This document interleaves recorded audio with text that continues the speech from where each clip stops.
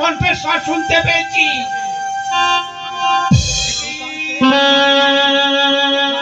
আমার মহারাজকে হত্যা করেছ না, আমি তোমার ছাড়ব না। এই তরবারি দিয়ে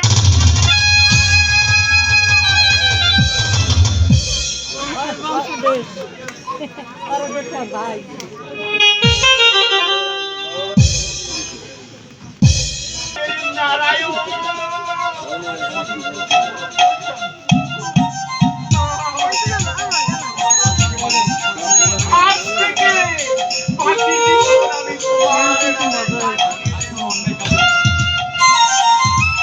না, তোমার কোনো ক্ষমা নেই, ক্ষমাতেই পারে না।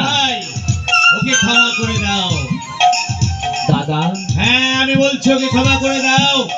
আমার মামার মৃতদেহ পড়ে আছে, এই মথুরাবাসীকে নিয়ে মামার সৎকার করতে হবে, তার জন্য চাদরকে তো বিশেষ প্রয়োজন। হ্যাঁ দাদা, চাদু, আমি তোমায় ক্ষমা করলাম।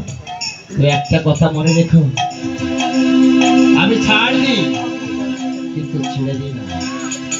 আমি পাপকে ঘৃণা করি, পাপীকে নয়। একটা কথা মনে রেখো, আর কখনো কোনো অন্যায় অপরাধ করবে না।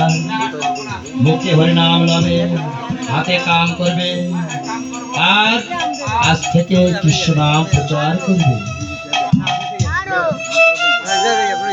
আর একটা কথা, মামার সৎকারের ব্যবস্থা করতে হবে।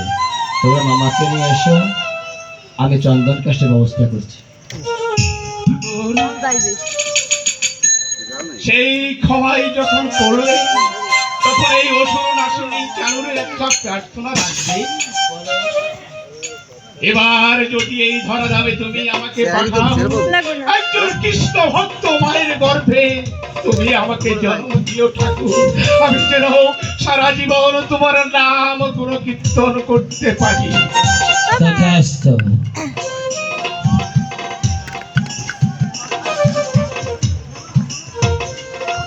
ওগো কে কোথায় আছো?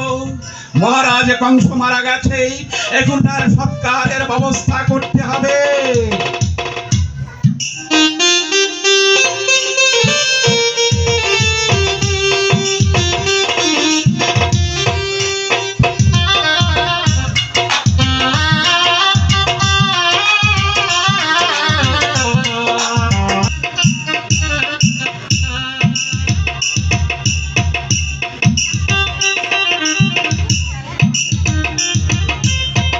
হ্যালো, সুধী কৃষ্ণ